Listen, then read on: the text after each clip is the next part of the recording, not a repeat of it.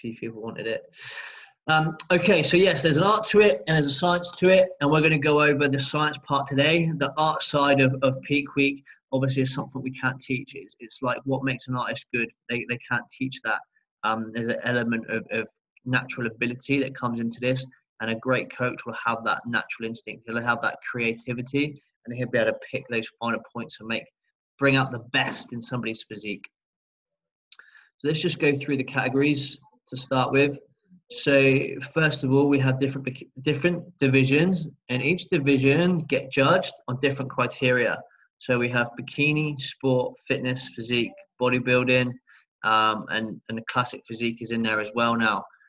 Each division gets judged on different criteria. So when we look at bodybuilding, you get judged on how big you look, how lean you look, how symmetrical you look. So you want to make yourself as big, as hard, as dry, as vascular as you possibly can on that day. Whereas bikini, these guys do not get judged on vascularity.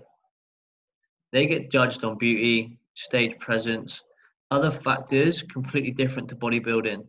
So when I see bikini competitors doing peak week, like bodybuilders, I'm like,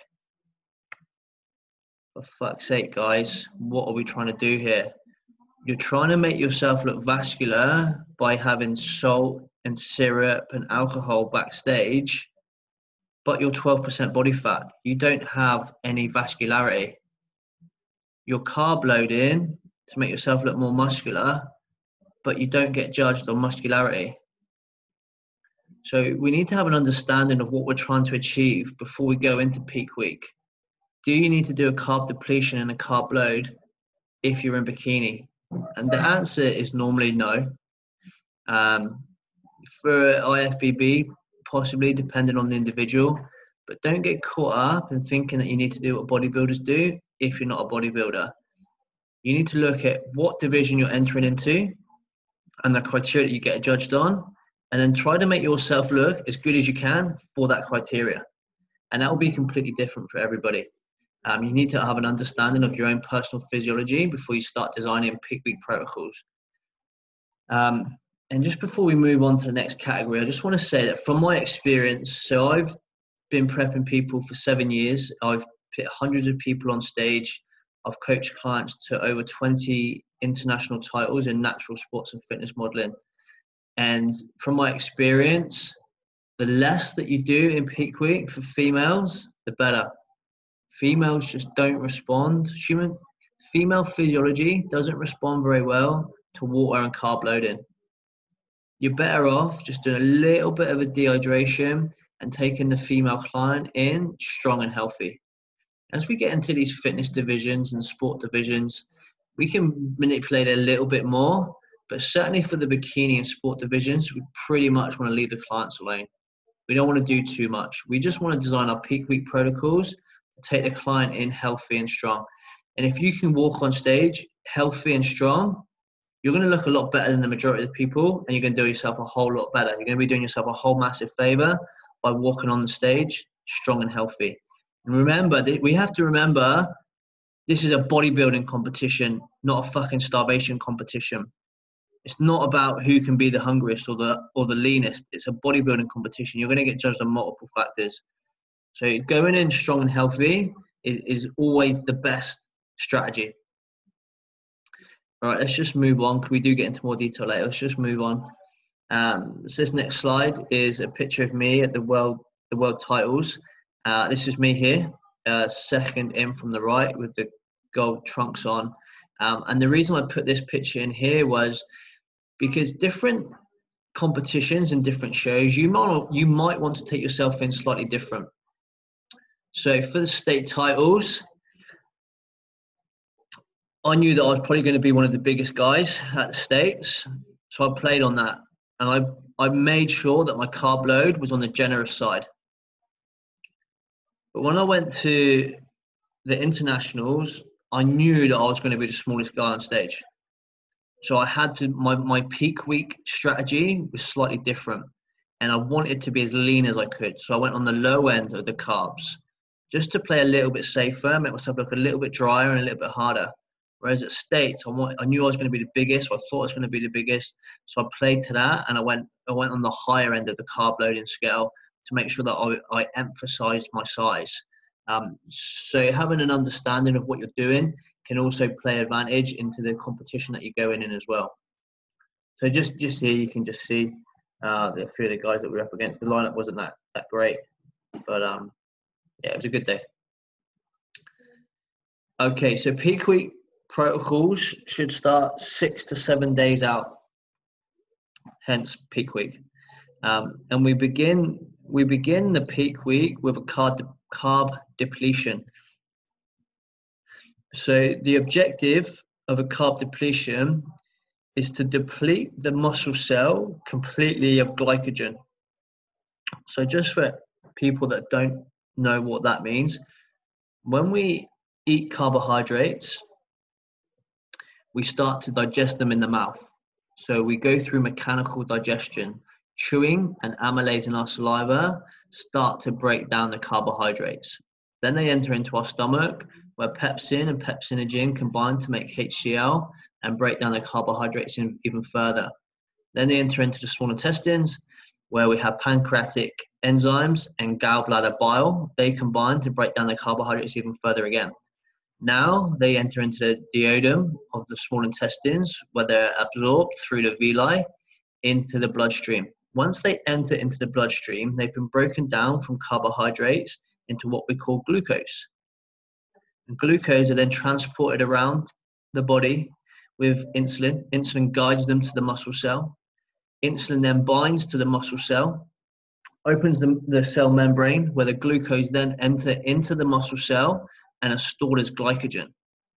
The glycogen forms the muscle cell. It forms the size of the muscle cell. So if you can see me, a muscle cell will kind of look like this shape, like an imperfect circle.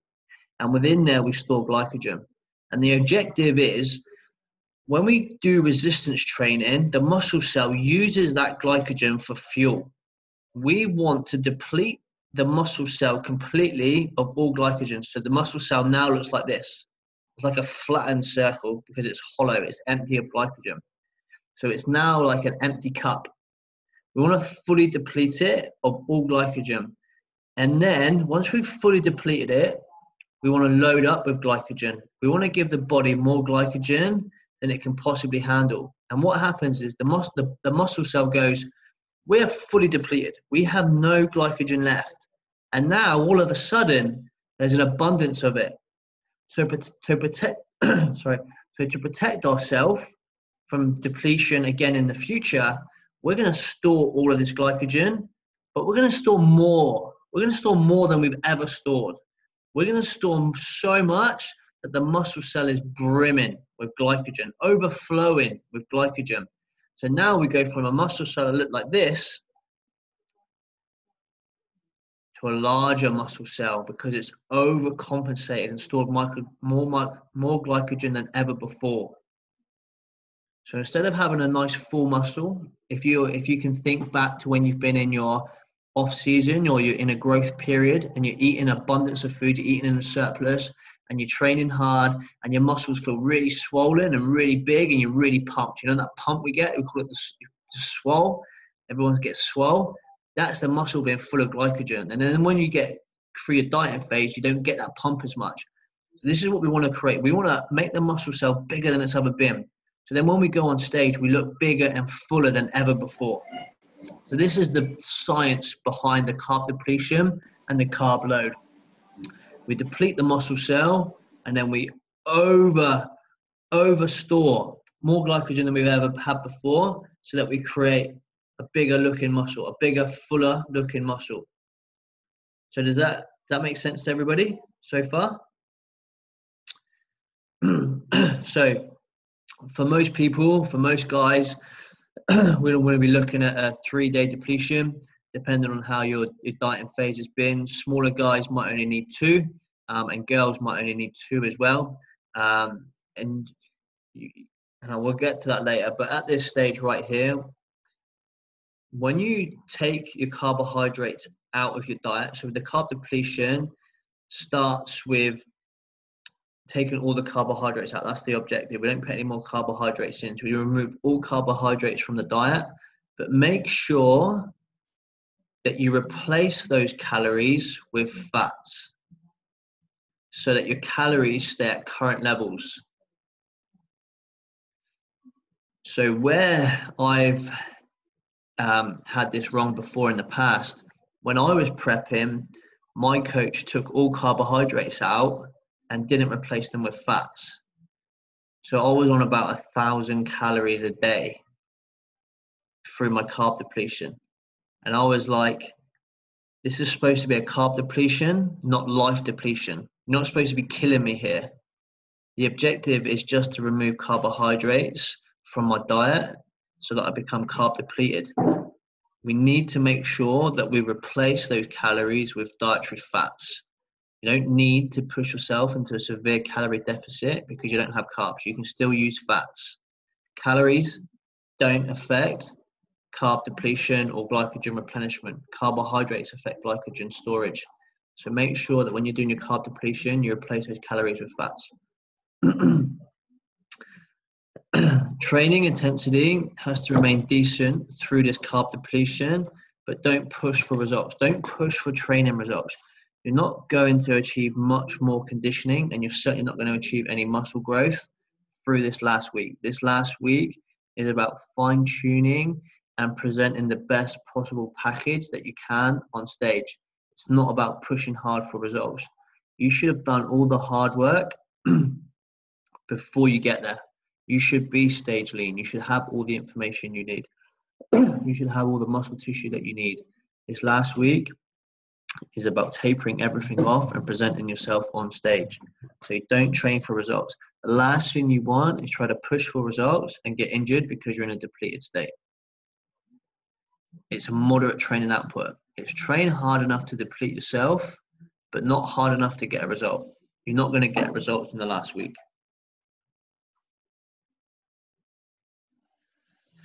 Let's just go back to the carb depletion. When at the end of the 3-day or 2-day carb depletion, whatever you forecasted for yourself, you need to make sure that you are 100% carb depleted. If you're not carb depleted, if that cell isn't completely empty of glycogen, you won't get the super compensation effect that we're looking for. If it's not fully depleted, you won't get the muscle cell absorbing more than before and staying at an oversaturated state. You're going to completely miss the whole point. The idea of the depletion is we empty the muscle cell and then we saturate it. And if we don't completely empty it, you won't get the super compensation effect. And on stage, you won't look as big and as full as you possibly can. So you need to make sure that you're depleting yourself fully first.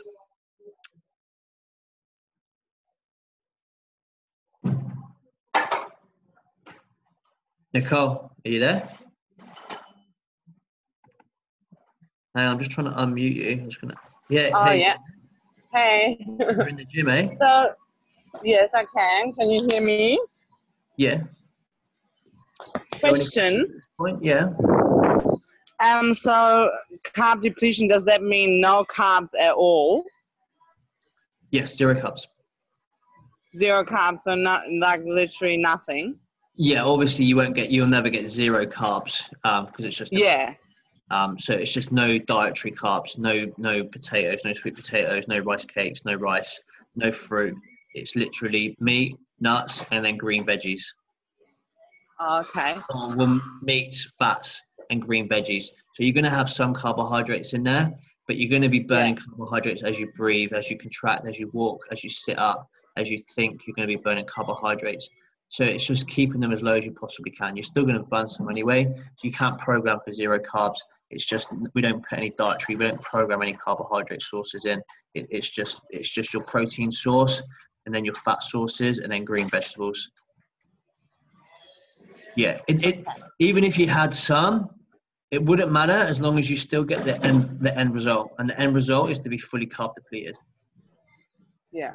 So even if you programmed in 10 grams of carbs a day, you'd still burn them through, and it doesn't matter. As long as you're carb depleted, fully carb depleted, or fully glycogen depleted by the end of the 3-day depletion phase, then you're fine.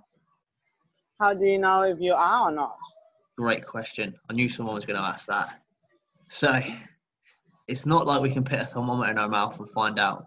It's about feeling. It's about understanding. So we say 3 days because we should all be depleted fully by 3 days. If you're a week out from stage, the chances are you're fairly carb depleted anyway, right? It's going to be hard to get a contraction. It's hard to have energy because we've been reducing calories anyway. You know, I think one of my guys is on like 180 grams of carbs at the moment. He's pretty high. Some of my guys are on like 120 grams of carbs, so it's fairly low. And they're going to be burning through that anyway. Just walking and living through the day, they've been burning through carbs. So they're going to be fairly depleted anyway. So 3 days is nearly more than enough. But how you know whether you're depleted or not is, you know, when you let's just take a bicep curl, for example. If you do a bicep curl and you squeeze your bicep at the top, you can feel it get hard. And when you're in your off season and you're fully carb loading, and you're eating in a surplus, you get bigger pumps, right? You get bigger squeeze. You can feel yourself getting bigger and harder, the swell. So when you're fully carb depleted, you can't achieve that muscle contraction. Like, your muscle will still contract, you can still move, but you can't feel the muscle getting hard. You don't get that pump. Your arms and legs feel like they're spaghetti. So what I say to my guys is, at the end of your gym session, if you think you can feel a contraction, if you can squeeze and feel a contraction, you're not depleted. Go and sit on a bike and sit on that bike and spin your legs until you can't feel your legs spinning. And when your legs feel like they're spaghetti, that's when you're fully carb depleted. But you'll know, it's like a switch goes off. You go like this. Done. I'm depleted. So last time I did a show, I was in the gym and I was spinning. I was like, oh my God, I don't know if I'm carb depleted or not. I don't know if I'm fully empty or not. And then afterwards, about half hour after, I was like, oh yeah, depleted. I just want to cry. I don't think there's even any glycogen in my brain. Just what am I doing with myself? What am I doing with my life? You just know. You can just feel that switch. So the goal is not to be able to create a contraction in the gym, just so you feel that you've got spaghetti arms and legs. If you do that, you're carb depleted. But if you train 3 times and you don't have carbohydrates for 3 days, you'll be depleted. Yeah. Jose, any questions at this point?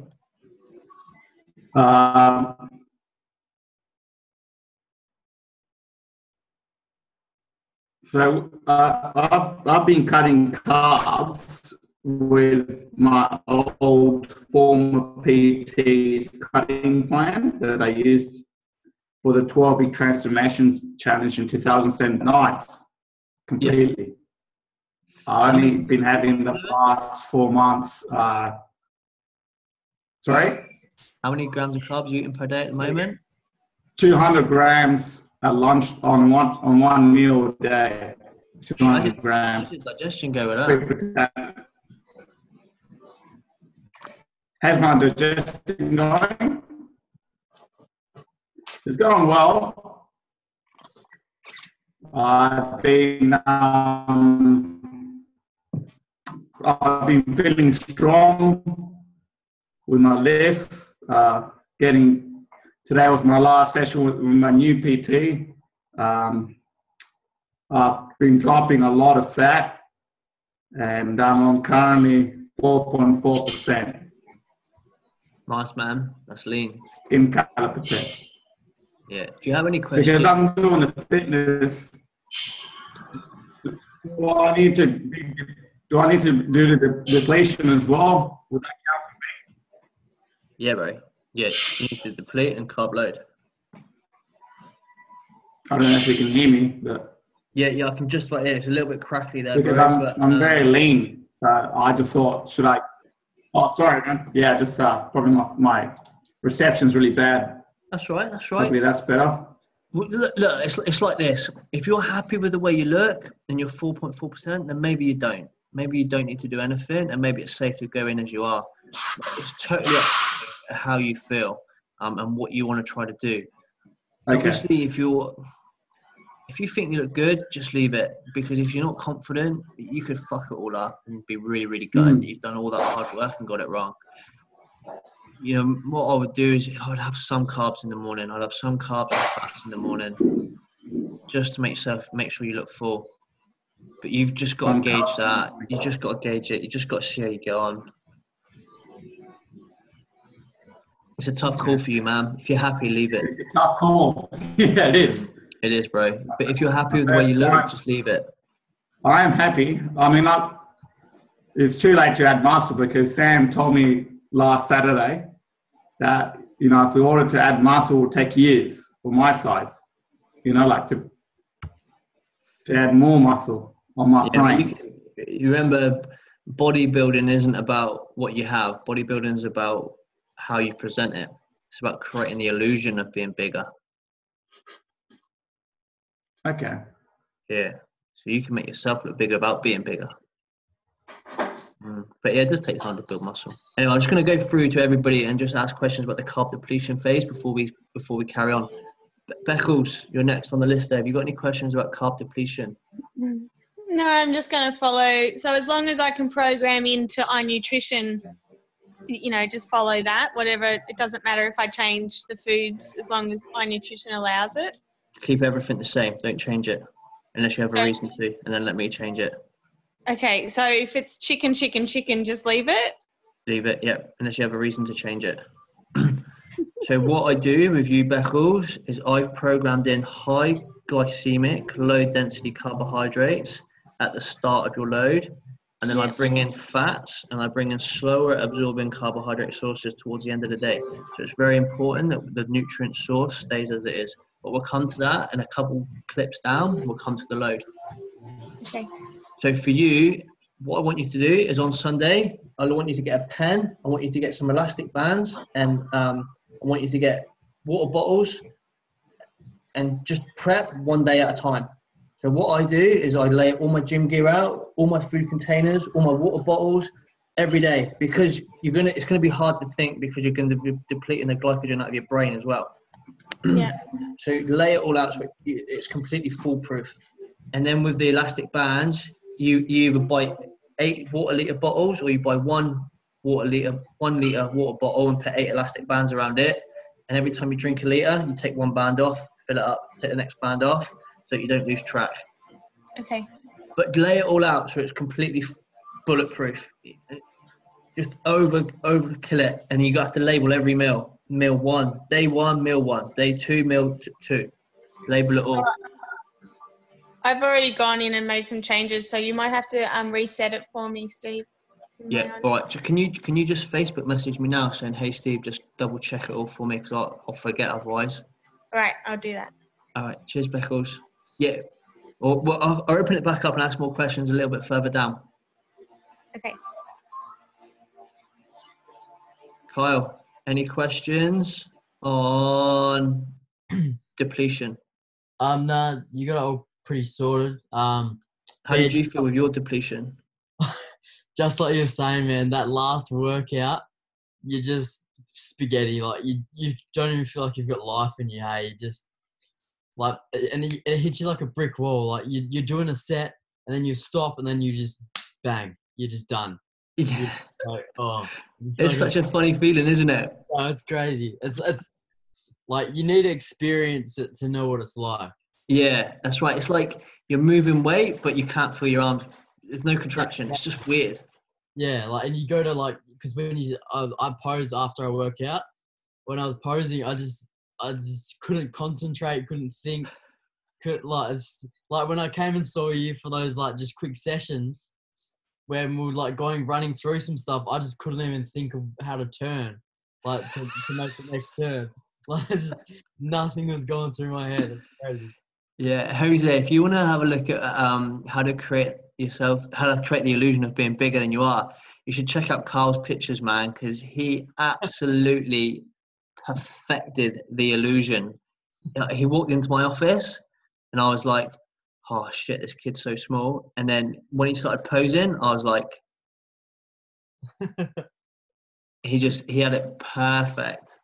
So just the way he opened himself out and the way he twisted his hips, You just look like a completely different guy. I'm just going to go down through. Nicole, Yes. do you have any questions about depletion? I've Yeah, already so asked you, haven't I? But just one more question. Was Yeah. the carb depletion, that just for body building, or is it for all divisions? It depends on the individual, and it depends on the division that you're aiming for. So if you're going into bikini in the ICN, then I wouldn't bother doing a carb depletion because you don't need it. It's not going to take an effect on you. If you're doing bikini for IFBB and you're an experienced competitor, then possibly. If you're doing it yourself, I would just leave it. If you're bikini, what division are you doing? What federation? ICN, fitness and sports. Yeah, how lean are you? Last time I measured, when I got my skin folds done, I was 13% body fat, but that was a couple of weeks ago. Okay, you got a vascularity in your shoulders? Yes, I guess a little bit. You got vascularity in your abs? Vascularity, that means that like they are plummy or they come out, or what does it mean? The veins. You got veins coming through. And not in my abs, by my arms, definitely. Okay.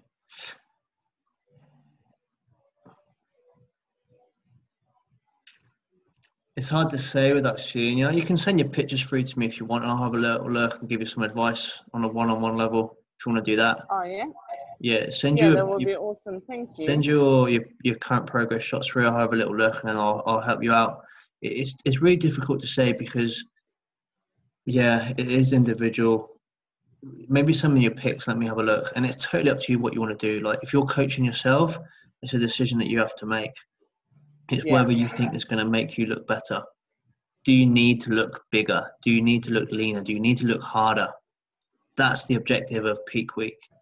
Carb depletion, carb load, water load, it's to make you look more muscular, to make you look bigger, to make you look drier, to make you look harder. Do you want that look? Like I do that for my fitness girls, but not all of them.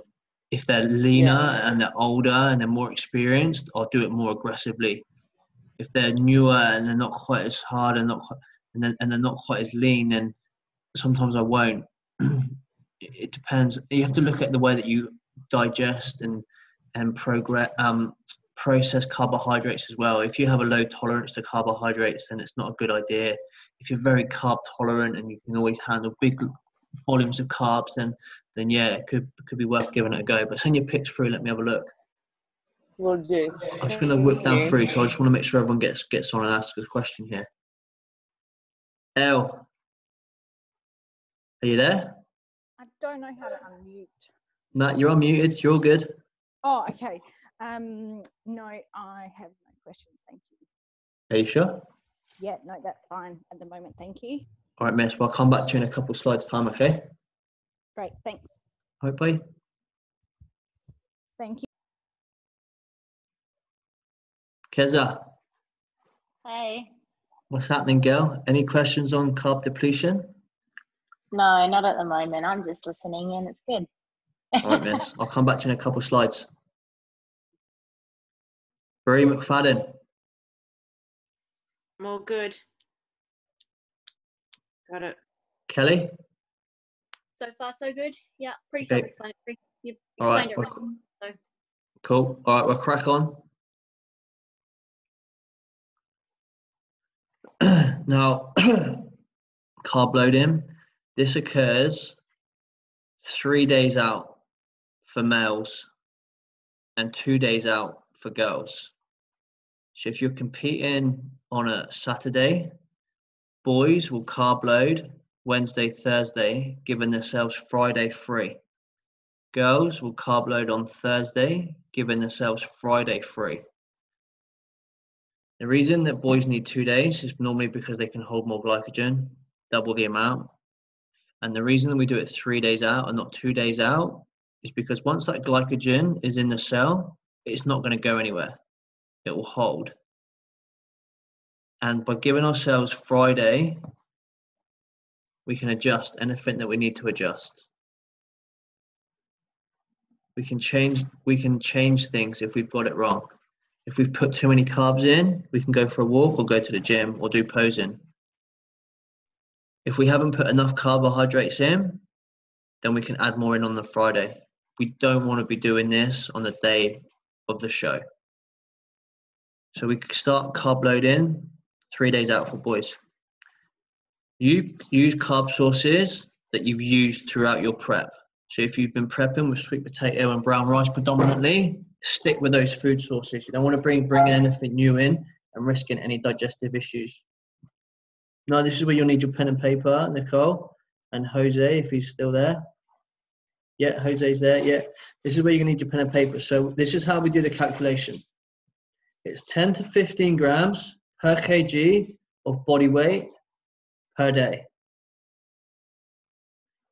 So, for example, one of my clients is 84 kilos. He has 840 grams of carbohydrates in day one of his carb load. That's a huge amount of carbohydrates. So Jose's on 200 right now. Oh, sorry, just clicked off it.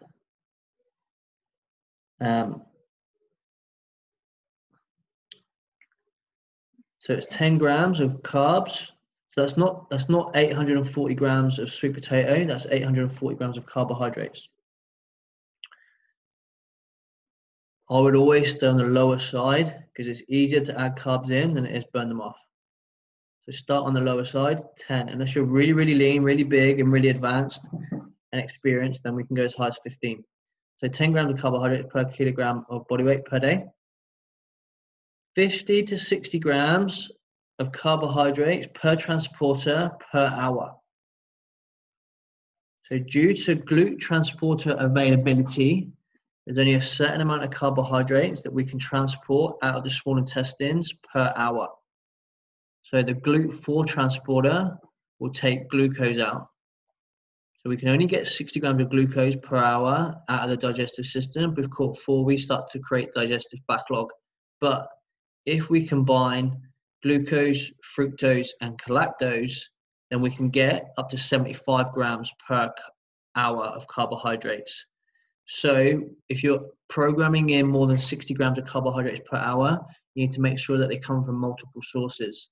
So you might look at brown rice and medjool dates, or brown rice and potato or banana, because we're then getting fructose and glucose.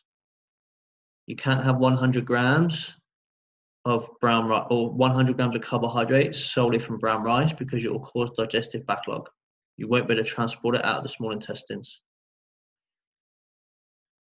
3 days out on the carb load, you want to train first thing in the morning. Wake up, go to the gym. When you train, you create increased insulin sensitivity. The more insulin sensitive you are, the more carbohydrates you're going to drive into the cell. So train fasted. Then, after you've trained, you want to get your first meal in as soon as possible. 4 meals on the hour after training every hour. So if you wake up, train at 7 o'clock, you have your first meal as soon as you finish training at 8 o'clock. Second meal, 9 o'clock. Third meal, 10 o'clock. Fourth meal, 12 o'clock. And then you have 1 meal every 3 hours after that. This is going to allow you to get the most glycogen pumped into the cell as possible. And like I just said before with Beckles, high glycemic index carbohydrate sources in the first 4 meals, because we want to get these broken down, digested, and absorbed as quickly as possible and into the muscle cell. So if we can use carb powders and liquids, that's going to help. That's going to get them in and cause less digestive distress. Then as we go on, we want to use slower absorbing carb sources such as sweet potato. We want to make sure that we're still absorbing these through the night. Leave out all other veggies. We don't need to be putting things like spinach and capsicum and broccoli in, because we've got such a huge amount of volume of food to get in. We do not want to be slowing it down even further by worrying about micronutrient content. This is literally just about getting the maximum amount of carbohydrates in this muscle cell as possible. So leave all other veggies out. Support digestion with things like berberine, and digestive enzymes and antihistamines. You're gonna be trying to eat more than you've ever eaten in a day before. So we want to make sure that we're supporting that process and taking out any sort of issues. Total calories for the day should be 100% above maintenance for day one. So if you're in on 2,000 calories, your carb load day one will be 4,000 calories. Train before you eat on wake-in, and your training session should be 3 sets of 10 to 12 reps for every muscle group, no compound movements. And then in the evening, do a 60 to 90 minute steady state walk. So we're pumping all these carbohydrates into the system. We don't want to stay stationary. We want to make sure that we're moving and pushing and encouraging those glucose to go into the muscle cell. That's why we walk. We don't want to stay stationary. Now, just before we go off this slide, I just want to emphasize the importance of sticking to 4 meals on the hour, every hour. Now, I wrote this protocol for one of my clients. She was in ICN Sports, and she couldn't eat 1 meal on the hour every hour because of work commitments. She ended up cramming 2 or 3 meals in at the same time. And what happened? She had a massive digestive backlog. She couldn't absorb all of those carbohydrates in time. They got stuck in the small intestines trying to get absorbed. The GLUT transporters were like working like mad, trying to get all those carbs out of her digestive system, and they couldn't. She ended up bloated. She looked like she'd had water poisoning or a liver blown up or something. She looked pregnant. She was on the phone crying to me. She was in so much pain, and she looked like complete and absolute shit until about an hour before stage. And the next day, she's kind of deflated and pulled in tighter. And just as she went on stage, she looked absolute perfect. But it was such a stress because she didn't get the timing right of those nutrients. And she put too many carbs in at the same time, just caused loads of digestive issues. So the nutrient timing has never, ever been more important than in these 4 hours.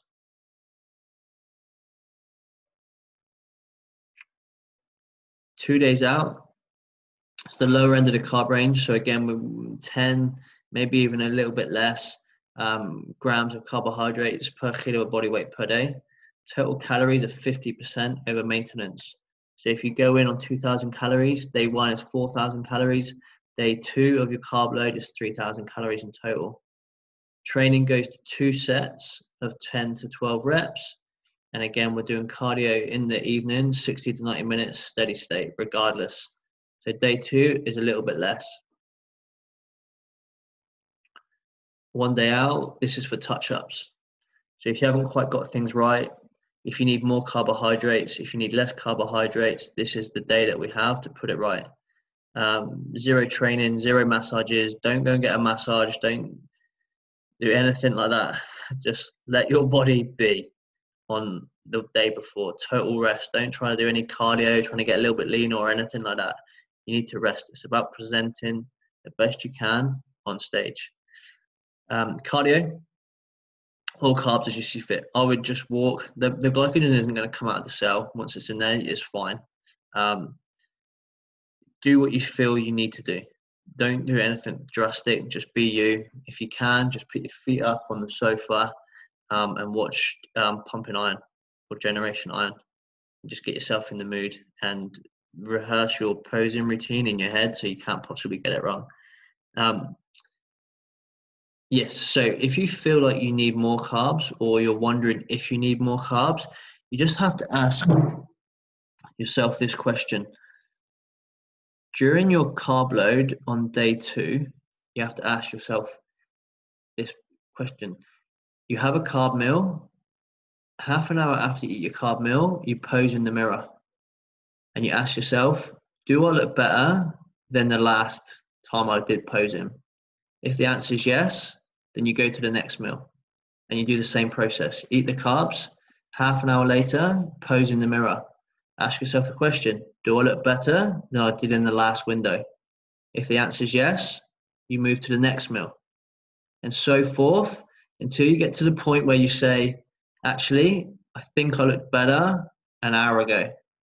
I think I looked better the last time I posed. Now I look a little bit watery. I don't have quite as much detail. That's when you know you've gone over, you've spilled over. And you then need to correct it. So if you spill over, you just do a little bit of activity to eat those carbs up. Just go for a brisk walk or just do more posing. That's the best way because you're contracting the muscle hard. Just pose until you start looking your best. That's how you burn them off. If you need to add more carbs in, just eat more carbs until you get to that point where you spill over. I've done too much. Now a coach I'll be able to look at you and go, you're done, you're full, you can't take any more carbs, you need more carbs. But if you don't know what you're doing, you have to do that with the mirror and just ask yourself, do I look better than last time? Do I look better than last time? If you look better than last time, eat more. Keep going until you don't. And then you've done too many.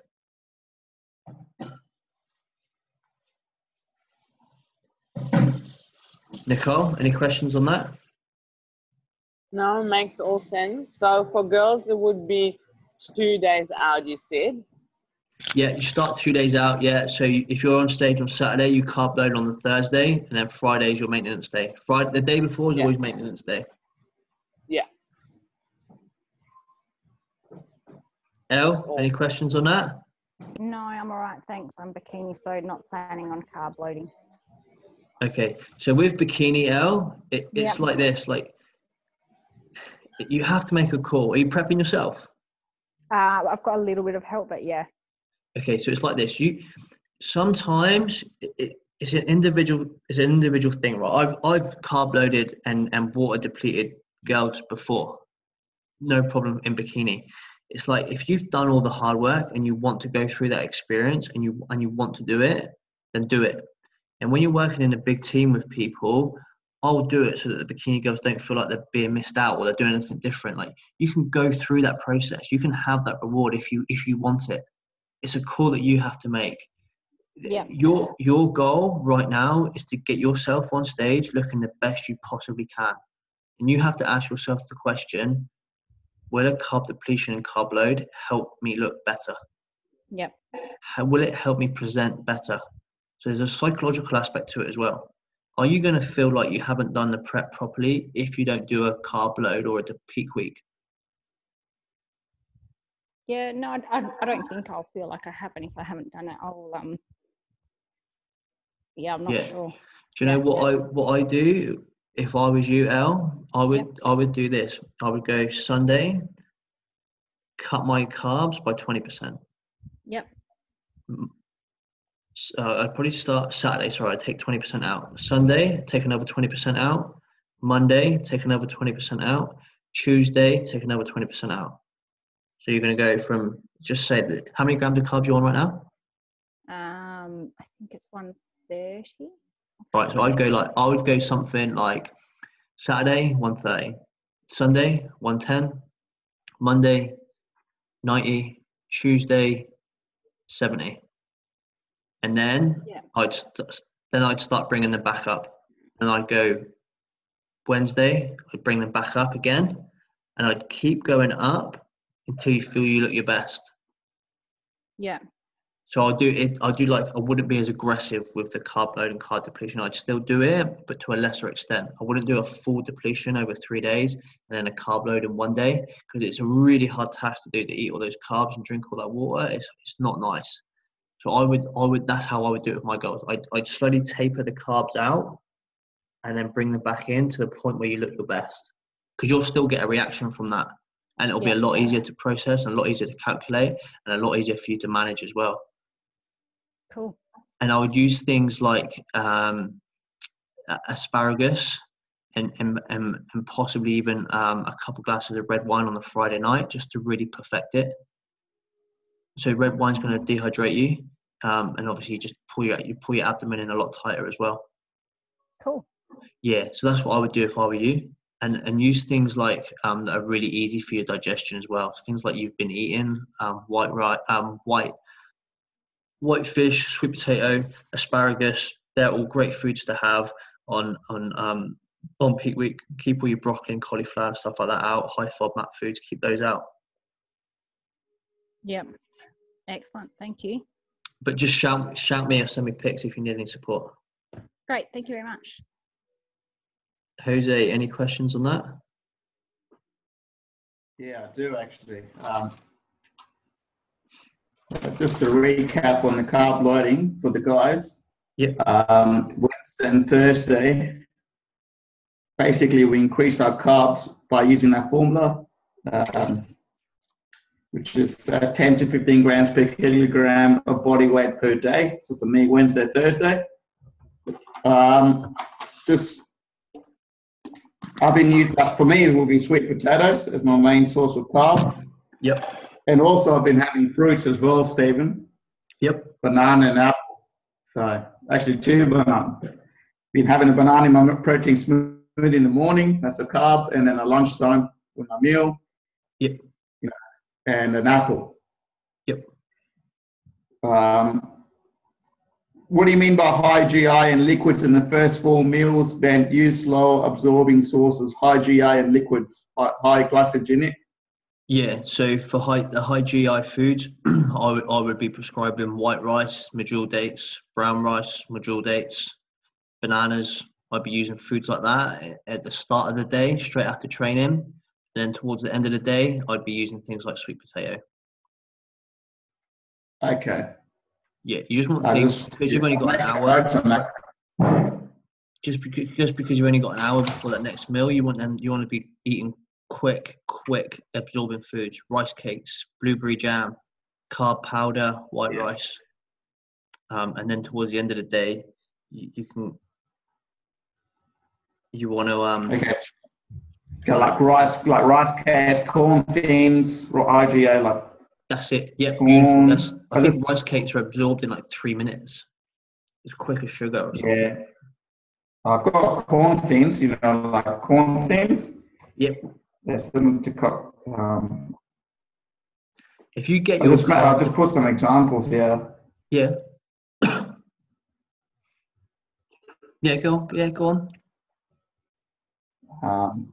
Brown rice, yeah. Leave the veggies out on carb loading. Yeah. I leave basically. So Wednesday, Thursday, I take veggies out of my lunch and dinner. Out of all the meals, don't have any veg. And just replace it with like. Okay. Yeah, no veg. Okay. I mean, obviously, if you're using sweet potato, that's a veggie. Okay, but don't put anything else in. Like, it's literally just the protein source and just the carb source. Okay, for carb loading, just to make it clarify.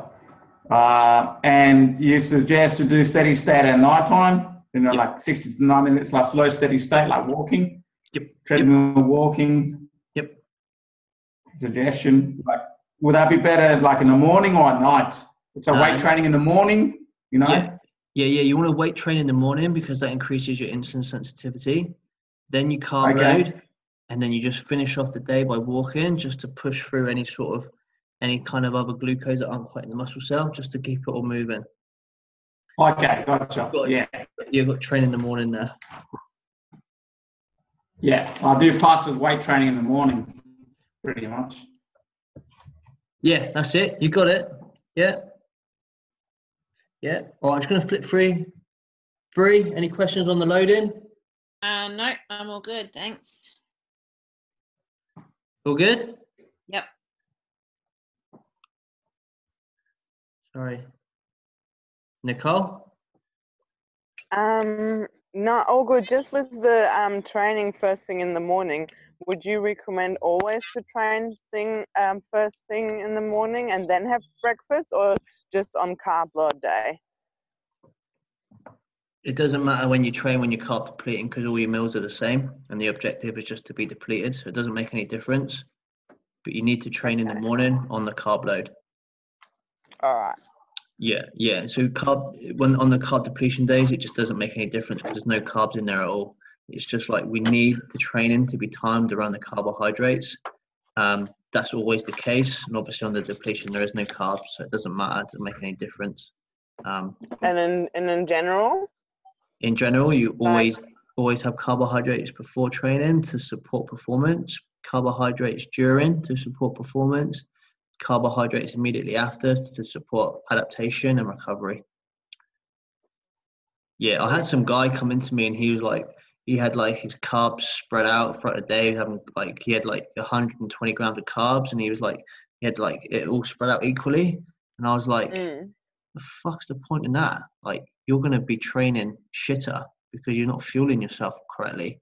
You wanna, if you, especially when you're in a deficit, you wanna combine all those carbohydrates around that training window. That's when you need them. Like when you're in a surplus and you have an abundance of carbohydrates, then you can spread them out evenly then.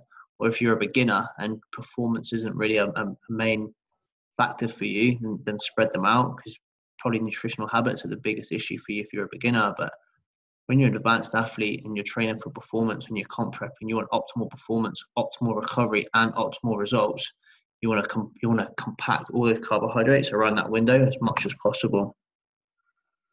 Yeah. So it's like if you train in the gym and you haven't eaten carbohydrates, you'll achieve central nervous system fatigue before you achieve muscle fatigue.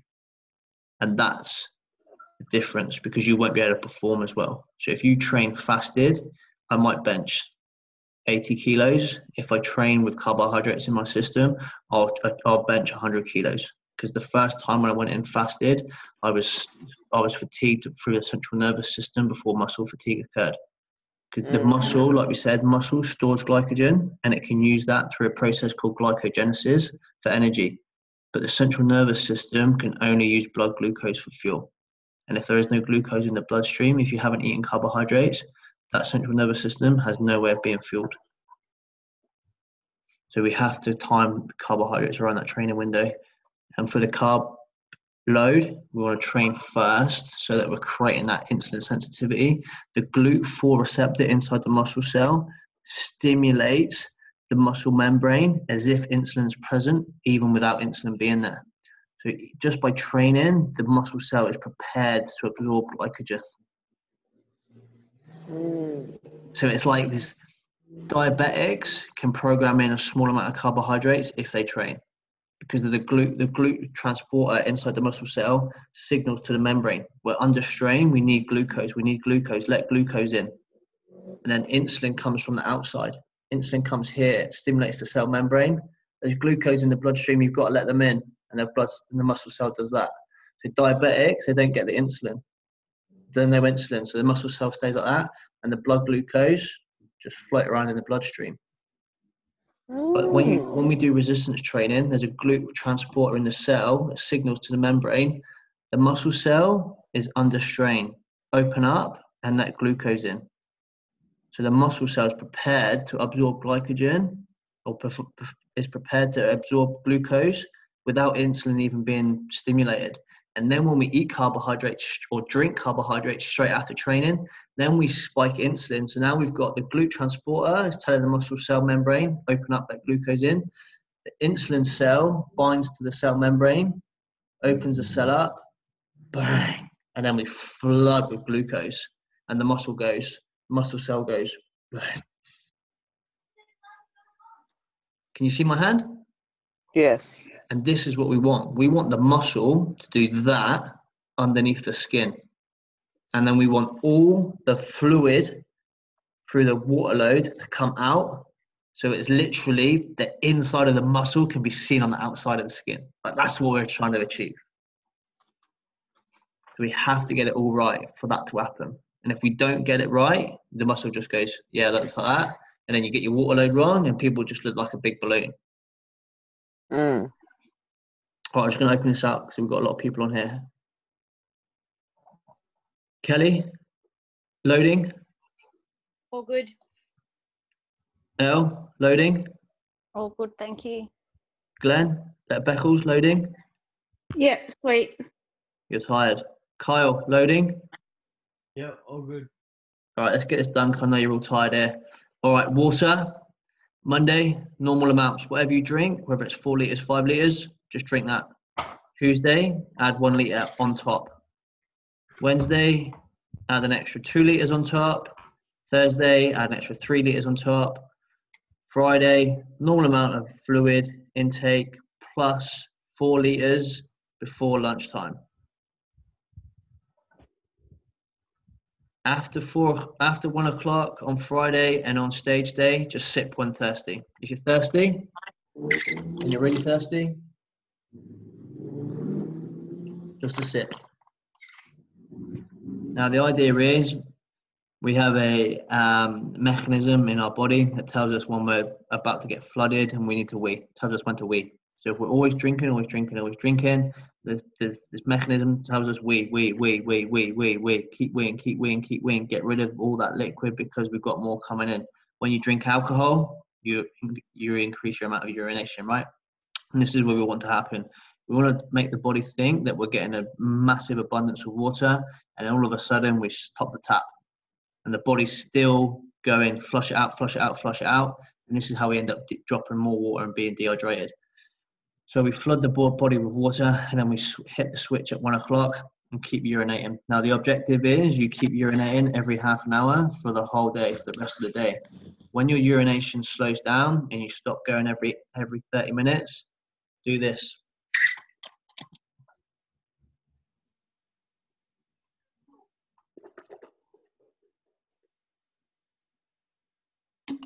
Make your body think that you're drinking, but don't drink it, spit it back out. That's going to make you keep urinating. If you're in the IFBB and you're not doing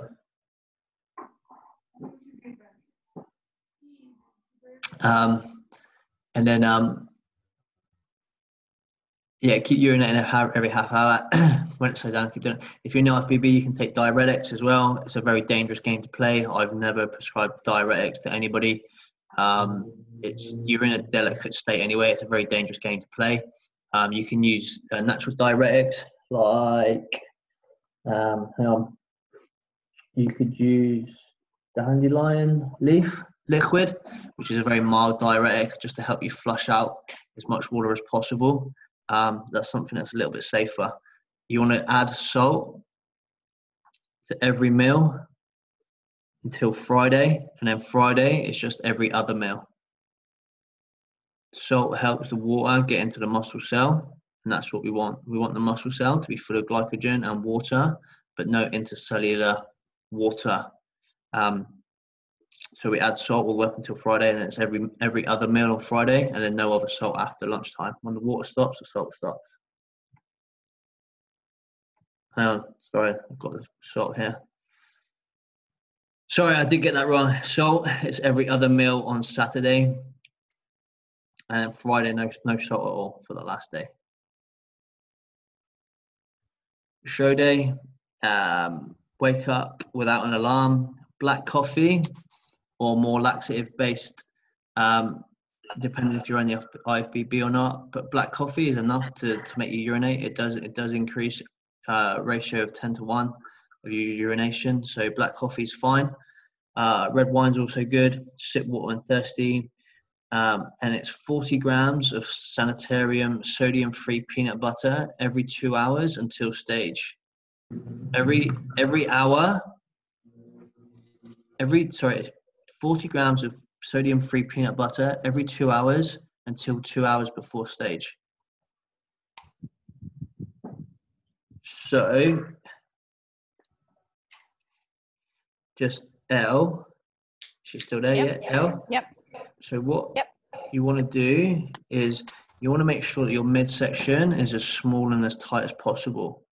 So if you eat steak and sweet potato for breakfast on show day, that's going to be somewhere inside your digestive system when you go on stage. Yep. And that's not what you get judged on. You get judged on having a small waist. And the same for you, Jose. You want your waist to be small. So you don't want to have any food in there. And we use peanut butter because it's so calorie dense. It has protein, carbs, and fats in it in high amounts in a very small amount of volume. So you want to keep yourself as empty as possible. Yep. So on show day, you know, my sweet potatoes, I replace that with Yeah, so you want to get all the food in before You know, that. with 40 grams of sanitarium, okay. Sorry, I can't hear you very well there, Jose. Oh, sorry, mate. Yeah, just reception's really bad here where I live in Mount Pleasant. For me, like, I basically cut out the carbs. I mean, like on show day, in terms of my sweet potato, and I just replace it with, like, say, peanut butter. So just follow this formula here. Yeah, that's it. No food at all on show day. Nothing. You don't want anything in that system. Just peanut butter. Oh, right. So no, like, like my normal meals I've been having all this month, chicken, veggies and stuff. No. No, because it's just going to sit in your stomach. And that goes for all divisions? That goes for all divisions, like male, female? Yeah, you don't want nothing in that. You don't want nothing in your midsection. You want your midsection to be as small as possible. Don't need to eat on the day. You just eat peanut butter. You don't have to eat? Calories. You get enough calories from the peanut butter. Now, what I would say with you, Jose, because you're probably going to be on last thing at night, and the same with UL, you're probably going to be on last thing at night as well. They tend to do men's fitness and bikini, the last two divisions. If that is the case, have an egg omelette in the morning for breakfast. Have a 6-egg omelette. Yeah, it's very small. It's easily digested, and they have a lot of fats. Now, where people have also gone wrong in the past is they won't have any fats on the day. They'll just eat carbohydrates for the pump up, and that's also wrong because we need some kind of dietary fats to make us look optimal, to make the carbs get into the fat, into the cell on the day, and the water load to look right. We need some fats in there. Don't forget to have fats on the day. So if you are on late at night, an omelette would go well in the morning, and then go into the peanut butter. Just because it's too long to go. So with the omelette, would you put anything in it or just have plain egg? Yeah, I put a bit of spinach in mine, but that was all. Just a little bit, just to make it nice. I was in Bali for my last prep, and I was on late in the day, so I just had a small omelette. I think I just had like a 3 or 4 egg omelette or something. That's what I felt like, and that was it. I didn't touch anything else. Yeah, cool. I think when I looked at the run sheet for the moment, I'm not until my first one's at 7:40 at night or something. Yeah, it's a long time to go. Yeah. Just make sure that you just look after yourself on the day. Just make sure you've got nothing to do. Make sure you're all really, really organised. You don't want to be worried about things, running around getting tans and fucking shit like that. Just make sure you're prepared for the day. You don't want to be stressing. Get everything mapped out. Have everything set out. Map it out, write it out, and set alarms every hour, every 2 hours when you need to eat, when you need to get up. Do everything so you don't have to think. And another quick point before I forget, if you're driving to the show and you're getting your tan done before you get there, take an umbrella. Because I've had it before where people have got their tans done and then they've turned up and they've had to walk through the car park and it's been bloody raining and their bloody tans run. Shit. Yeah, so think of everything, every possibility, think of it and have it covered. Get your tan done at the show as early as you can because sometimes they might run an hour ahead. And I've seen people before running backstage because they've been ahead and they've not known. Shit.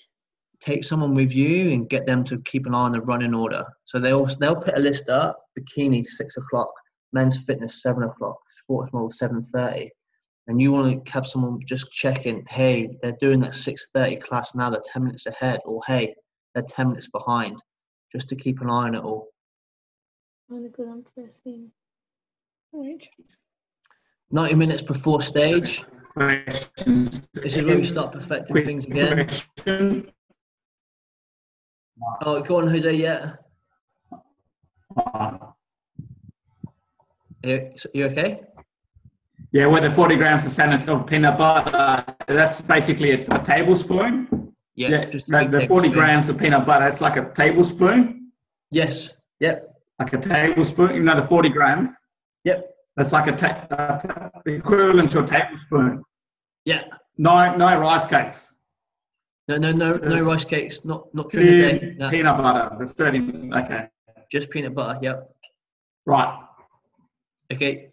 90 minutes before stage. This is where we start to change things. Okay, I'll follow that. Just for me, it'll be like a 6-egg omelette. Okay. Yeah, and then just peanut butter. I know it sounds weird, but that's what I want you to do. Show day 90 minutes before. It's 50 to 100 grams of carbs, so 75 to 150 grams of maple syrup. Obviously, a big bodybuilder, a bit at the higher end, 150. Sports model, fitness model, bikini models might be down at 75. 3 to 5 grams of salt. Amount depends on size and conditioning. You just mix that together. So just put the syrup and the salt together and get it down the hole. Carl, that tastes all right, eh? That maple syrup is honestly the best thing in the world. When that maple syrup touches your tongue, it is. It's amazing. Yes. So maple syrup and salt. Then you chill out. What I say to people is, get someone to keep an eye on the running order and keep an eye on things for you, so you can lie down and switch off. Headphones on, lie down with your feet up, and just switch off, because people will be in that environment and there's a lot going on. There's a lot of people, there's a lot of lights, a lot of music, people taking things in it, and it's a drain. It will drain your energy. It will sap you back. So it's important that you get the opportunity to switch off. Pick your feet up, because if you're standing up, your feet are going to swell up. You know, like when you stand up all day and then you get home and your feet are sore because they've swollen up inside your shoes. You don't want your legs filling up with water. So you lie down with your feet up, let all the water come out of your legs, and switch your mind off. Lie down with your favorite music on, visualizing your posing. Don't get caught up in the occasion. If you listen to Conor McGregor when he lost to Nate Diaz, he said he got lost in the moment. He was looking around, looking at things, taking everything in. It took all his energy away. And it's the same at a bodybuilding show. You go on stage tired and fatigued. Lie down and switch off. 60 minutes before stage, 300 to 500 milliliters of water. This makes the muscle look full. You've got to have it. People don't want to drink water because they think I'm trying to look dry and hard. I've just dehydrated myself. But if you don't have the water, you're going to look grainy. You're going to look weedy and drawn out. 30 minutes before stage, we mix and consume 100 to 150 milliliters of red wine, 20 to 40 grams of dextrose, or you could have 2 or 3 rice cakes, 10 grams of citrulline, and 3 to 5 grams of salt. Citrulline increases blood flow, vascularity in the vein, so you're going to look more vascular. Salt obviously makes you pump up, makes a muscle contraction. Water is going to draw water away from the skin, and the dextrose is going to give your body more carbs to pump up on. Pump up, get on stage and dominate. When you pump up, you want to achieve a 50% pump. You don't want to go all out. Pumping. When I see people pumping up an hour before, I'm like, the fuck are you doing? It's an hour before the show. We're not training. This isn't a workout. We're going to burn 60 grams of carbohydrates pumping up an hour before show. How many have you just eaten? All your carb load is going to get ruined right now. I think, what are you doing? You just pump up 5 minutes before you walk on stage and achieve a 50% pump. Yeah. If you pump up for an hour before, you're going to look swollen. You're going to look pumped up. You're going to burn through your carbs. And when you go on stage, you're not going to be able to hold that pump. You're going to burn through your carbs. You're going to look flat and deflated. So pump up should be when you get called into the holding pen. 5 or 10 minute pump up, and that's it. When you go on stage, you're going to be pumping up. You're going to be tensing muscles anyway. You don't need to pump up much more than that beforehand. And when you're back, I'll just come to that. So get this mix, just put it all in one glass, just mix it all together. If you haven't got dextrose is a form of carbohydrate powder. Just use carb powder or jelly snakes, whatever you prefer. Dextrose are the easiest, the fastest absorbing. I prefer you to use those. What's your And then the other thing I want you to do is be aware of the mindset aspect as well.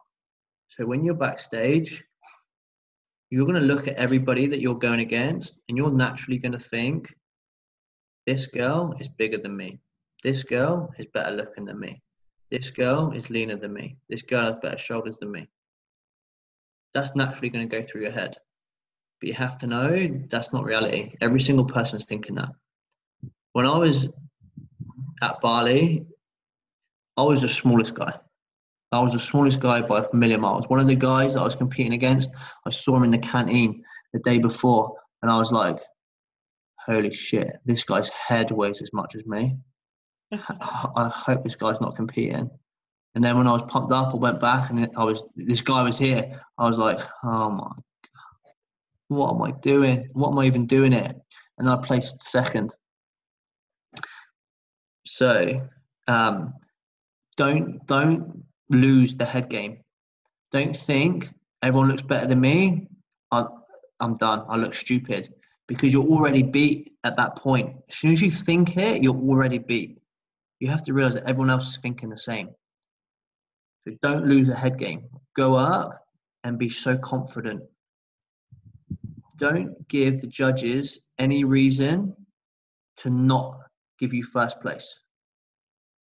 So the worst and the most frustrating thing is when someone has the best physique and they don't present it well enough and they come second or third.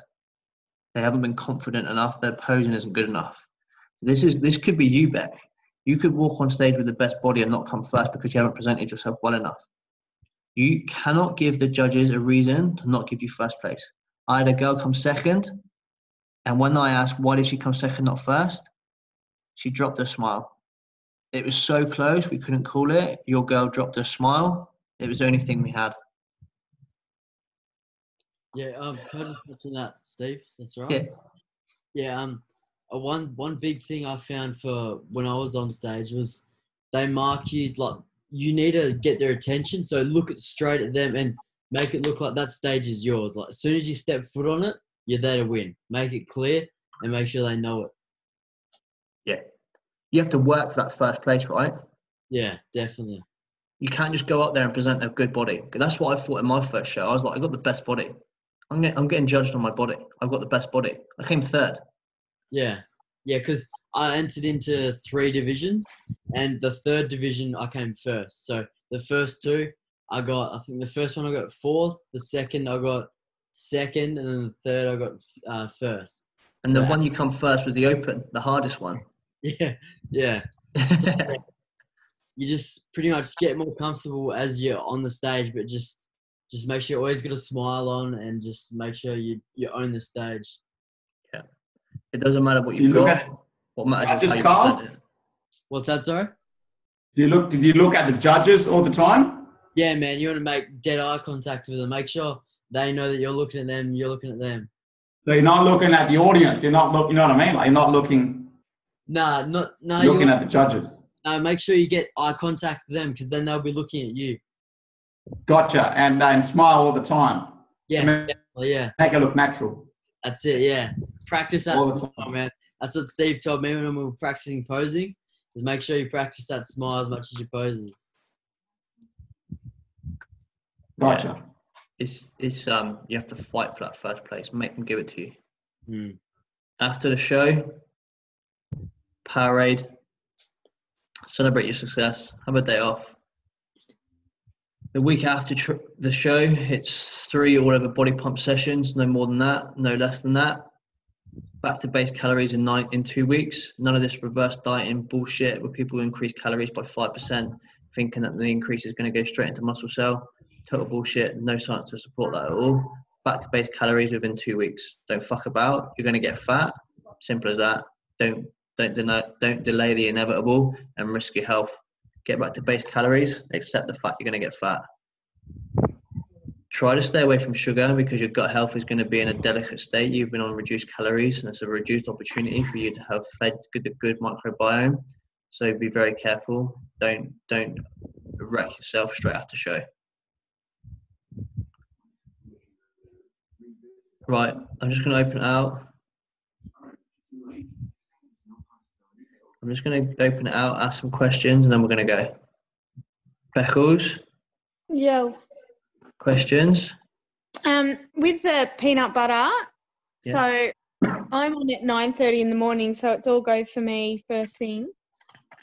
in between each division, do you continue having on the hour the peanut butter? Nah, you got to call that. You got to call in between the shows. And that's the difficult part, because you've got to come off stage and you've got to go, how many carbs did I burn? Do I feel like I need more carbs? Should I just go back on? It's a tough call to make, because sometimes we give you a 90-minute, and 60-minute, and 30-minute protocol. Sometimes you only have 10 minutes between stage, so you haven't got much time. Sometimes you've got 3 hours. What do I do? It's really hard to say. You've just got to kind of gauge it. Like if you've got 3 hours between shows, then yeah, have some peanut butter. If it's an hour, maybe do the 60 minutes. What's that? If it's just like bang, bang, bang, 9:30, 9:45, you just go. The other thing is I'm getting I'm getting my tan the day before and then the touch up in the morning. And she said, oh, you won't be able to sit down like before you go on because I'm getting a touch up tan. Is that the usual? Yeah, you just want to make sure your skin doesn't overlap. You don't want to get sweaty and do anything like that. It's very difficult with your tan. You have to be very careful with it. Yeah. So if I'm getting tanned at 8 and I'm on at 9:30, might I just have to sort of just be not laying down? People just take like flip flops or slippers and then just wear some old pajama bottoms, just very loose fitting trousers, like a nightie or something on the top, or borrow one of Glenn's t-shirts just so it's loose fitting. And that's what I live in as soon as I get home and I'm not in my gym gear, Steve, so I'm prepared. Yeah, it sounds like that. So just do that, and then when you get to the show, just find a nice quiet spot. If you can lie down on the floor, put a towel down, put your headphones on, and put your feet up. The tan's fairly, rigid, but you just don't want to make any smudges. So I had one girl, she had a tan done, and then she drove to the show, and she was so nervous, she was sweating, and where she'd sat down, all the rolls of her skin looked like she had bloody leopard print across the bloody abdomen by the time she got there. Okay. So you do want to take a little bit of precaution. Yeah. To answer your question, I didn't really, did it? Yeah, no. I'll just suss it out. I'll sort of just be upright for a little bit, and if I think it's like touch dry and I don't think it's going to smudge off, I'll just lay down on a towel and chill out for a bit. Yeah, but you can get touch-ups back there. People will have stuff. If you get stuck, you can ask someone. Yeah, my tanner's there. She's there on the day. And the other thing is, can I hit you up with what exercises I should be doing for my my peak week exercises? Because are you not meant to train legs during peak week? I don't know why I read that. Yeah, people always say this because your legs hold inflammation, and obviously we don't want any inflammation in the body. You want to see all the striations, but it doesn't take 10 days or a week to get rid of inflammation in your legs, and you're not training hard anyway. So you just train to the program up until carb load. All right. Well, I've got legs tomorrow, so I won't get another leg session in before the show. Just train moderate through that week. Just train moderate, but not hard. You don't want to be training hard. You're not trying to push for results. Don't risk injury. Yep. Don't push the limits. You're just going through the motions. Just pump. Okay. And then to train with the program until carb load, and on carb load it's just three sets of 12 on day one. So that's literally 3 sets of 12 biceps, 3 sets of 12 triceps, three sets of 12 chest, 3 sets of 12 back, 3 sets of 12 abs, 3 sets of 12 quads, hammies. Done. See you later. Okay. Just any exercise, not a compound. Just pin loaded machines. Just pump the muscle. Okay. Any questions? Like ring me, text me. All right, I will. Bree? Oh. There's a lot of science to it, eh? Yeah. Love it. Kelly? Yeah, that was awesome. Yeah, you've blown my mind. That's yeah, it's awesome. It's really got me thinking about it. So it's good. Nicole? Same. Thank you so much. It was so informative, and I'll just send you some progress photos and ask you a couple of questions in private if you're happy with that. Yep, for sure. Message me anytime. Can you hear me? Yeah. I got you. Yeah. Thank you. Yeah, so with the red wine, so you can have a glass of red wine at night before. Yeah. Is it true? So that's true because it dehydrates you. Yeah, that's right. Yeah. So alcohol, I think alcohol is like a 10-to-1 If you check out my YouTube channel, I've got a couple of videos about hydration that will explain it a bit more in a bit more detail. I'll go into the chemical reactions that occur through drinking alcohol and through hydration. I'll break it down a lot more, and there's a couple of YouTube videos. If you want, just message me and I'll send you the links. That would be amazing. Thank you so much. Yeah, red wine is actually, there's no scientific evidence to support that red wine is detrimental to you to the level of 1 glass per night. Anything above 1 glass per night becomes detrimental, but there's nothing to suggest that 1 glass of red wine per night is detrimental to your health in any way. Obviously, if we're trying to diet, we have to take into consideration the calorie content. But yeah, red wine's actually a good thing. And for peak week, yeah, we just use it to dehydrate us a bit more. Yeah. Oh, interesting. Yeah. Thank you. Yeah, check out my YouTube channel. I've got loads of stuff on alcohol and hydration on there. I will, definitely. Elle?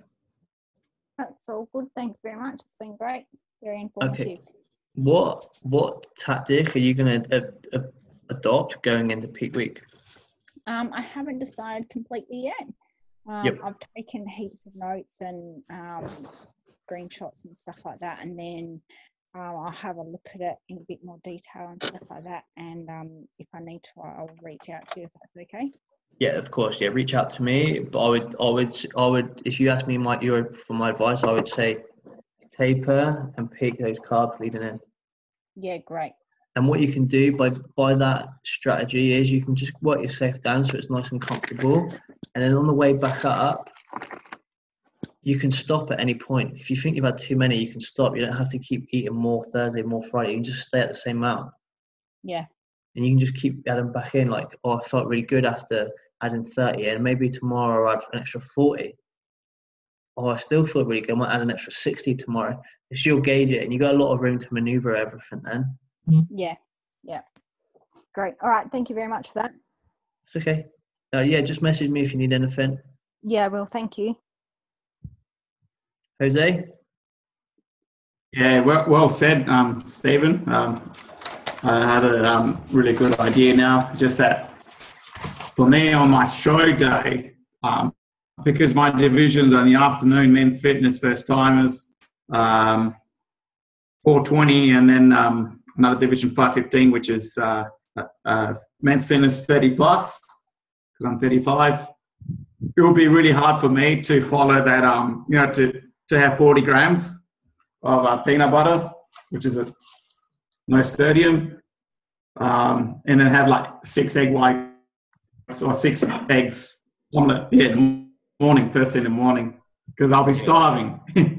Yeah, it's a tough call when you're on late at night, and that's why they tend to put women's figure and bodybuilding on early, because they're the guys that have done it hard, that have got it harder, The men's fitness just get the rough end of the draw with that one. It is a tough one, but it is. You just want to make sure that you don't want anything in that digestive system. Like if you eat something, it's going to be in your digestive system. It's going to show on stage.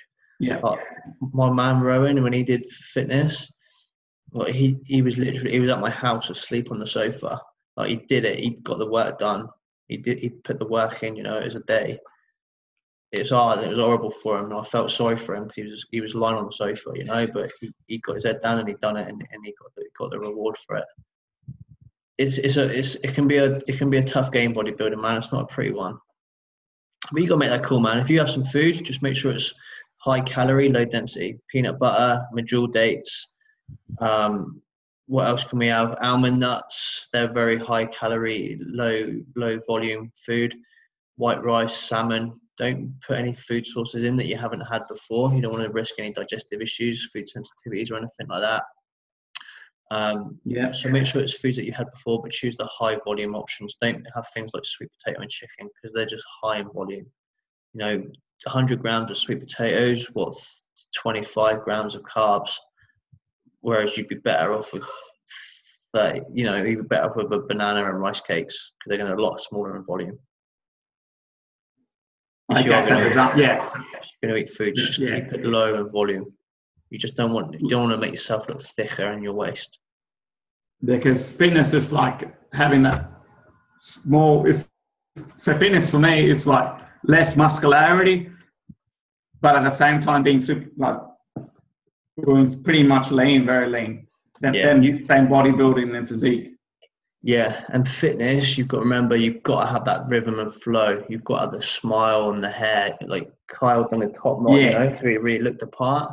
You've got to have that flow. You've got to be that fitness model look. Do we have to shave as well? Shave? Yeah, make yourself look as pretty as you possibly can. Like, I would be no good for fitness. For you boys, you'll be all right.